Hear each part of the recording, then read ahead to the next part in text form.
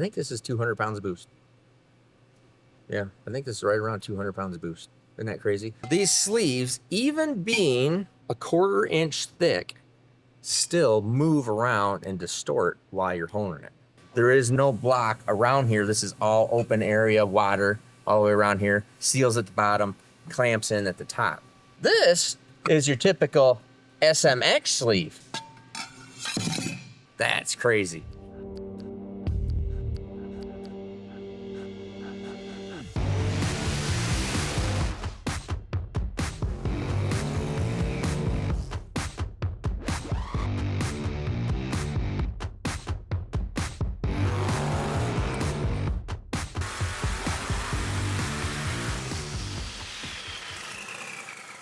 Check this out. Is this crazy or what? This is a new customer of ours, and we are doing some real figuring out and making some very good, like crazy good cylinder hone finishes and sizing on these semi-tractor pulling sleeves. Check this out.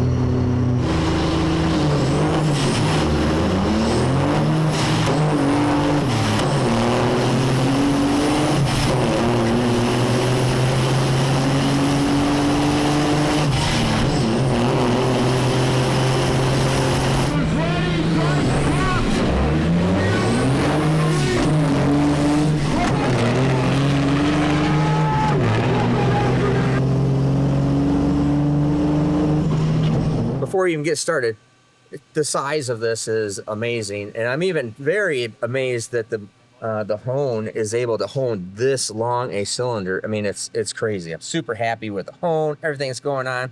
But let me show you. This is your typical 427 LS sleeve. This is your typical SMX sleeve. All right. That's crazy.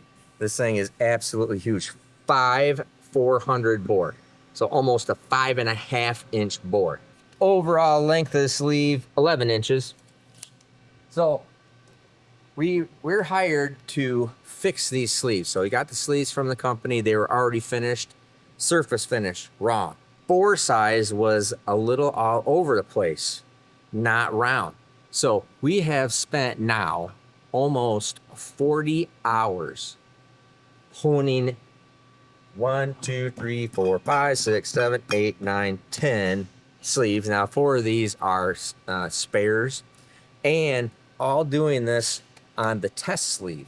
So now check out how we have to put it in the machine and how we have to do this stuff.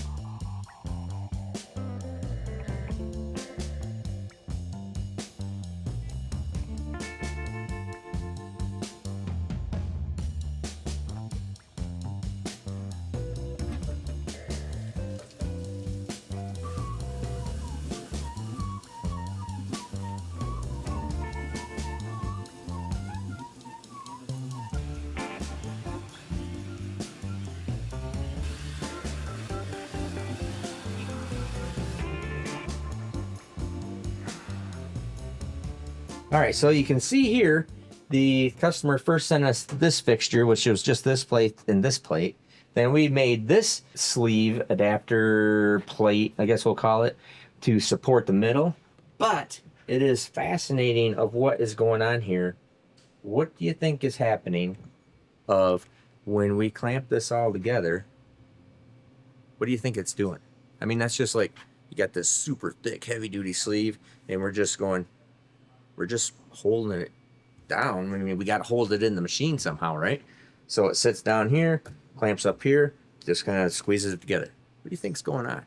Would there be any way to do the honing with everything in the block all assembled? No. Just can't do it like you normally do. A, we don't have a machine that's even remotely close to big enough, but B, that actually is a little problematic because remember, that sleeve just literally sits in there floating. What holds the sleeve down? Cylinder head. Torque plate. Oh, Nate, it's possible, but it is. I don't even know how big this block is, but my machine ain't big enough to do it. Yeah. So another thing, so I just talked about how many hours we have into this thing. It's how many dollars we have into this thing too. So this is a whole new stone holder, and I think we just were able to do the stones, diamonds.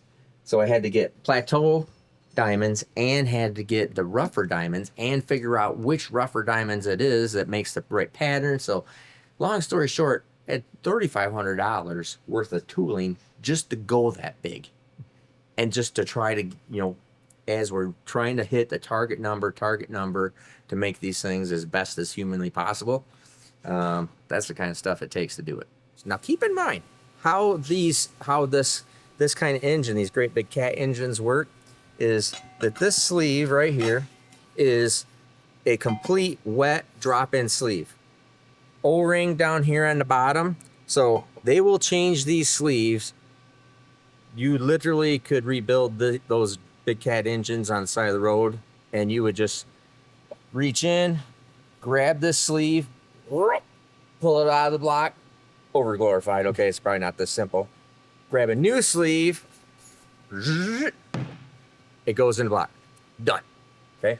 There is no sleeve or no block around here. This is all open area, water all the way around here. Seals at the bottom, clamps in at the top. So we have been spending hours upon hours upon hours figuring out the exact process of how to get the surface finish, which is our PK, our VK, the critical one, our VK number, and keep the bore round. And also, so the fixturing, so check here, the fixturing makes it go out of round. What do you think it is that's making that happen? And then we also had to figure out feeds and speeds. Guess what? Everything in the CNC world is about feeds and speeds. And it is something I didn't even think was going to happen. In fact, I'm not even going to show you because I think I'm going to hold this close to the vest. Because what was happening was these sleeves, even being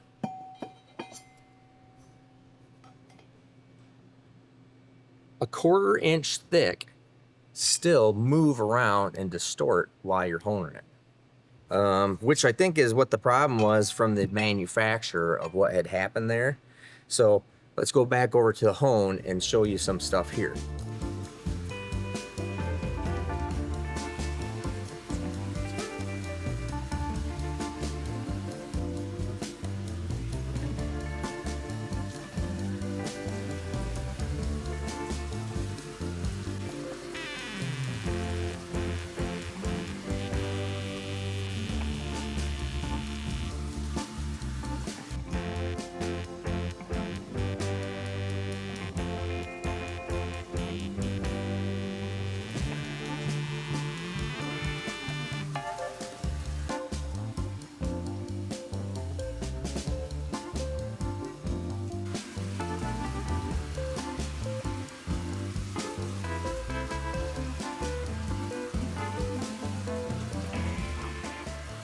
So now we have the feeds, speeds, fixturing all figured out to make a perfect sleeve, perfect surface finish, perfect size, ID, everything. Then we actually have to verify all that. So this is actually where Cody is now checking out the, going through and doing the RVK, PK, and RA average.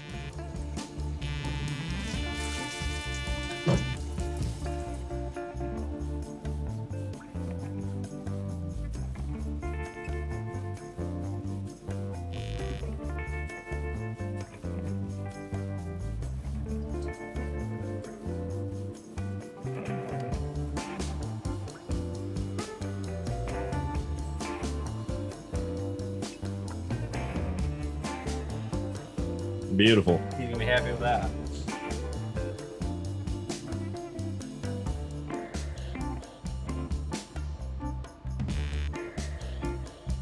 So here is the final results on every one of these sleeves. This is what we're giving the customer. Now, we're obviously working on this and doing this so we can do even more of these, because they go through these sleeves like crazy on these engines. So Do you know how often they're changing them out? How many? I think it's, I don't know. I think it's like 2 or 3 pulls, maybe something like that. I mean, they go through this stuff a lot, I guess. What kind of boost does this stuff see? I think this is 200 pounds of boost. Yeah, I think this is right around 200 pounds of boost. Isn't that crazy? You could probably jump on here and leave you some comments, or you can hunt this stuff all up, because it's really super interesting. All right, so along with doing super cool custom work on these diesel truck sleeve, pulling sleeve, super high horsepower, crazy stuff, we're also doing this. Now, we showed you this just a little bit already, right? But I want to show you something because it's kind of crazy stupid. Now, we're going to have to put in head bolt holes, lifters. Now, we're using, and I have to figure it all out because of this great big 70 millimeter camshaft, on how we can use this Jessel cartridge lifter. Now, look here. Now, as you're looking at this, you see it's pretty close kind of concept to what I'm doing with the replaceable lifter sleeves in the SMX, but this is to the next level. Now you see the wheel diameter. So the reason this thing is in a cartridge is that you cannot take the lifter out of that bushing unless it goes out through the bottom. The wheel is bigger than the bushing, so you can never pull the bushing out through the top. It's really pretty fascinating deal. When we get around to showing this, how we have this all put together, how we can make it work, if we can make it work, how we can make this all happen, we're gonna do that. Now, that's all part of this whole package right here. And then I thought you would find this pretty funny. All right. Check this out. I have here in my hand your typical small block Chevrolet solid roller camshaft. Probably makes like, well, all my stuff is boosted, so this would make like, 1,500 horsepower, right? So, oh yeah, look at that. The crankshaft's bigger than that. All right, let's look at the camshaft journal size. Make for an easy install. There you go. Fastest cam install round. Yeah, that is the difference in the entire size of the camshaft. This is the camshaft, that standard core that would normally be in a small block Chevrolet. That's what's there. As interestingly enough, too, this is the same camshaft journal size as the big black Hemi. You remember that monstrosity? Well, same size as that 900 cubic inch 900 cubic inch Hemi engine in this. It's kind of crazy, but complimentary, guys, they're crazy. Anyways, we're gonna have good video content on this. Bear with us. We can't just do things in a day. So this is what we are in process. We have the whole cam tunnel done here, so we are working on this, and it just takes time, and the process, there's a lot involved in it. All right. So I appreciate all you guys. Thank you for your service. I appreciate everybody, on this Memorial Day weekend. Thank you. But I want to thank all the rest of you guys that are watching. Have a great rest of your weekend. And we have a cool video coming up on Tuesday. Make sure you come see that. And we're going to be going to drop the hammer for a little drag and drive event. Appreciate all you. Have a great night.